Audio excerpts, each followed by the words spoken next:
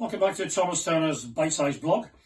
We've had a couple of inquiries recently about the refurbishment of rods, in particular Sharpe's impregnated. And the questions generally were, if I rub down the exterior of an impregnated rod, will it remove the impregnation? Well, the answer is no.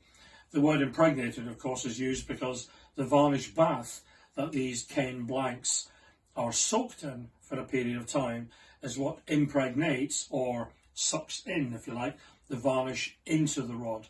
That's why these rods are very different from a six-piece bonded split cane rod that has to be externally varnished. These actually don't need any varnish. This is the natural finish of the impregnation.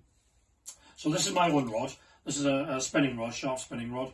And over the years, of course, whilst the blank itself remains in good condition, the whippings tend to get a bit tatty and sometimes they just disintegrate.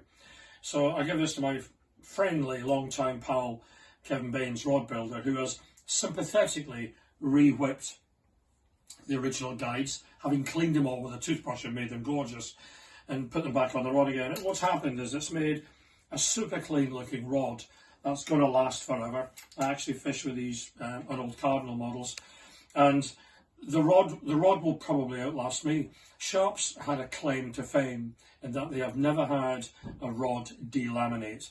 In other words, the six pieces that make up a split cane have never fragmented.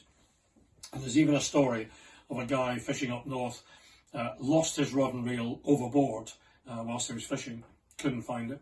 And approximately 30 years later, the rod was dredged up by somebody else fishing who hooked one of the guides and managed to get the rod in.